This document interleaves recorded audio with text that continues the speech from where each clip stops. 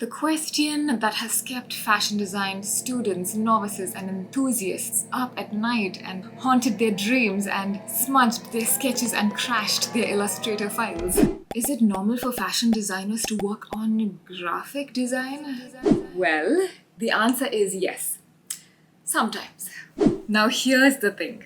Both of our days are mostly packed with conceptualizing collections, sketching flats, and assembling tech packs. Yup. Because of this, bigger companies often hire dedicated graphic designers or even freelance graphic designers who can specifically create harder and more complex graphics for them. Or sometimes they just choose to buy ready-made graphics from websites like Adobe Stock, Shutterstock, iStock, etc. But the opposite is true in smaller companies or startups where fashion designers are expected to create graphics completely from scratch in addition to their primary responsibilities. But if you're a fashion design aspirant watching this video, then you should know that there is a strategic advantage to knowing graphic design as well. You are demonstrating a dual expertise and positioning yourself as both a fashion designer and a graphic designer. That level of versatility significantly enhances your marketability and gives recruiters one more reason to hire you. And apart from all of that, having the ability to create graphics and properly integrate them into garments in a cohesive and aesthetic manner is also a tough thing to do and a hallmark of a good fashion designer. Therefore, if you possess graphic design skill, then make sure to highlight this and show it off in your portfolio. It might just be the reason you get hired. Okay. Now that we've solved that mystery, let's move on to something just as exciting. Tropical adventures in Costa Rica. For those of you who aren't familiar with this mood board, this is what happened in Costa Rica. It's a mood board I created for a girls' wear collection a few videos ago. The inspiration behind this mood board and this collection was taken from a little girl's adventurous trip to Costa Rica, where she explores the country's incredible plant and animal life. Then when she gets home, she pulls out her scrapbook and documents everything. She uses Polaroid photos, clippings, trinkets, and other memorabilia. And that scrapbook entry is basically my mood board for this collection. I wanted this collection to have a fresh, lively color palette, and I wanted silhouettes that are light and breezy and made for adventure. If you want to see the full thought process behind why I created this mood board, check out this video linked here and in the description below. But in short, this collection needs to be fun and colorful and very graphic heavy, which is why in today's video we are going to create graphics for it. Let's get started. Step 1 is to decide what kind of graphic you want. So these are a few common types of graphics that are often seen on garments, but for this video specifically, I'm going to show you guys an all-over print because it's one of the more harder prints to create. An all-over print is a design that covers the entire surface area of a garment. It usually is a graphic or a pattern that repeats seamlessly and continuously across a whole garment. Yeah, like these.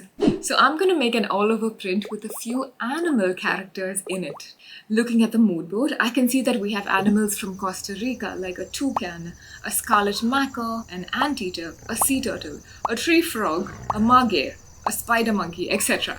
I'm just going to pick the first 5 animals on this list and draw them out to keep things simple for this video.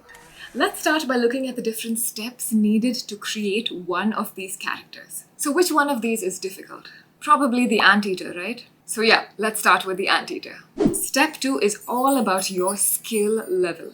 If you can draw a complex character like an anteater straight from your imagination without any additional help or references, go for it. And I want to say that you might just be a genius and I might be jealous of you.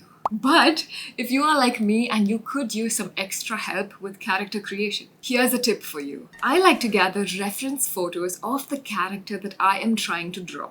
Photos of them sitting or standing and in different poses. Photos where I can see the colors on them, the textures of their skin or their fur, the way shadows fall on them, etc. This helps me better understand their anatomy and their posture and lets me decide their color palette, of course. Also, here's a bonus tip. If you are working on creating graphics for a children's wear collection like I am today, check if there is a stuffed toy of the character that you want to draw, because they always come in the cutest poses. This brings us to step 3, which is basically draw whatever you see. So I've pulled out a regular sketchbook, guys. This is just a pencil I had at the time, nothing specific again. And what I'm gonna do is look at these 4 images and then draw out something that is a mix of all 4 of them. This is because I want to end up creating something that is new and original, and not just a copy-pasted version of something that I saw online. And here's what I ended up with. This literally took me 15 minutes, you guys. Having reference images makes all the difference in the world. My sketch itself, as you can see, is very basic, nothing too detailed, but let me break down how it happened. You can see that most of its posture is from this photo, its tail is from this photo, its head is from this photo, and the way its limbs are positioned is from this photo. All the while, the way I drew my anteater itself matches the characters seen on my mood board, where everybody looks a little scruffy and a little textured. And that's it with your sketch.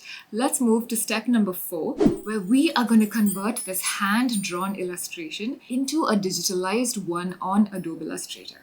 So take a photo of your sketch and save it on your laptop. Now open up a fresh artboard on Adobe Illustrator.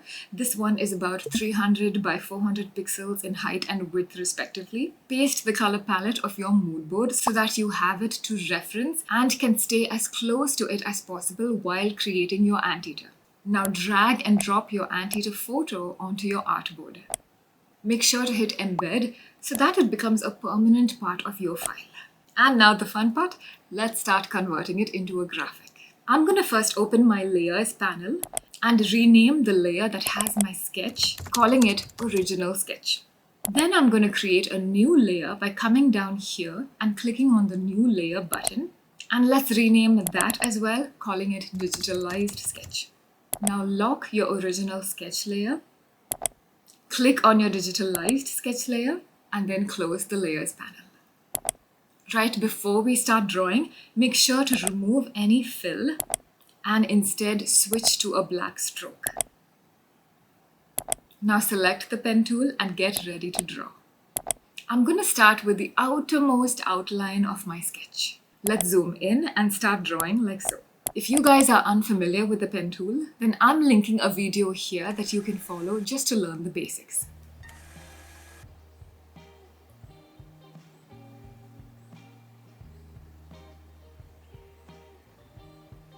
And that's about it. Very easily, the main outline is done. Next, I'm going to draw in the details. So back on my pen tool, I'm going to draw out the inner lines, and you'll notice soon that my lines extend beyond the outline of the anteater.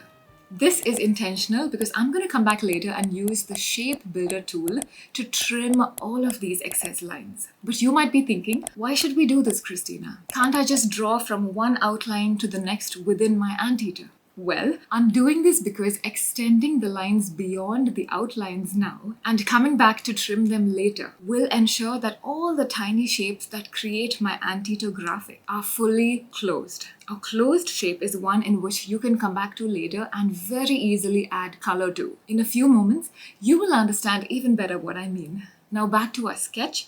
Another thing that you can do to make this process faster is to switch to the pencil tool. In areas like this, where the anteater's fur is just a random zigzaggy line, I would come here and select the pencil tool or just hit N on my keyboard to bring it up.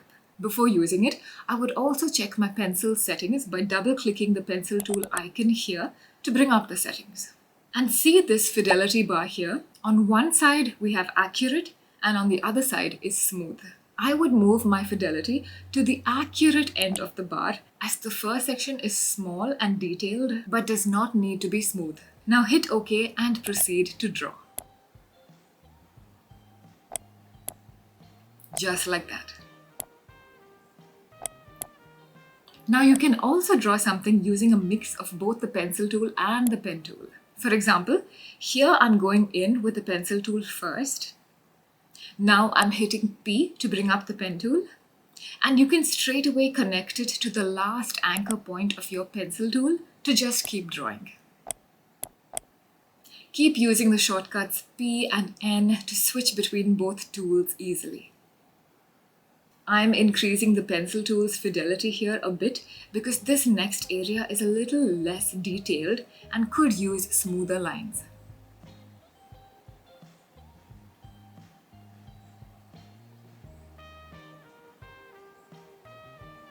And once you are done, you should have something like this. Just a bunch of black strokes outlining the details of your anteater. Now remember all these extra lines that are poking out of the anteater? This is where I go in and fix them.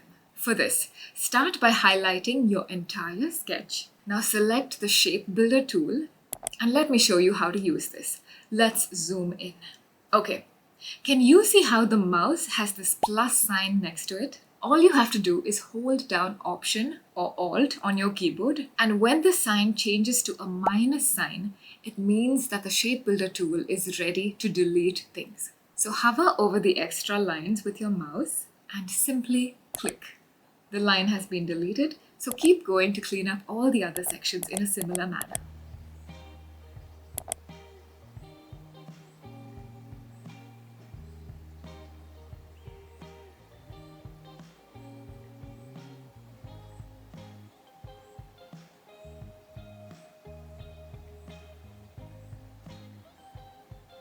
And just like that, in a minute's time, you should be left with a much neater sketch that looks like this. Awesome!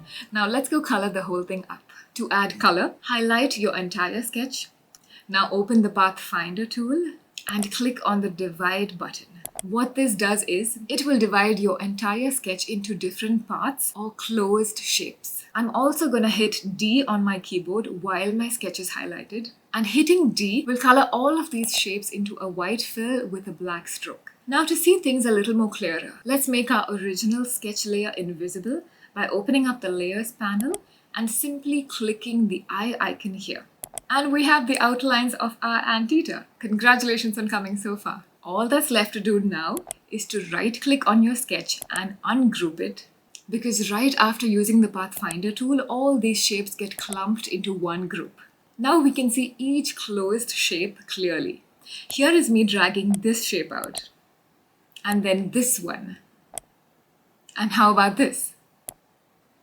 And so on. This is why the lines that I drew at the start went way outside the outline of the anteater, because we needed to make these closed shapes perfectly. It will be harder to color a shape if it's an open one. And the rest is simple, you guys. Highlight the shape or shapes that you want to color. Then switch to the eyedropper tool and click on the color that you want to drop into that shape. I'm also going to click these shapes and give it a black color.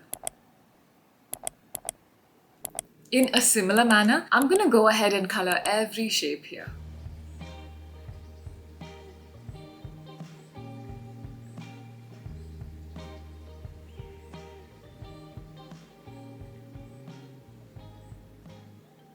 And I'm finally left with this. As a final step, I'm going in and drawing my anteater's eyes like so with the pen tool, because it's a beautiful world and he needs to see it, of course. And there you have it, anteater graphic done. Now in the exact same way that I created this graphic, I also went ahead and created the other 4 graphics. So here is my toucan's initial sketch, and here it is all digital and fabulous. Here is my turtle's initial sketch, and here it is digitalized. And my parrot sketch, and now digitalized. And finally an easy one, here is my frog from scribble to superstar. I dropped all these 5 cuties onto my artboard, and I also have my mood board here on the left so that we can reference it at the end. And with that, we are ready to go to step number 5, which is make a repeat pattern with everything that you just created.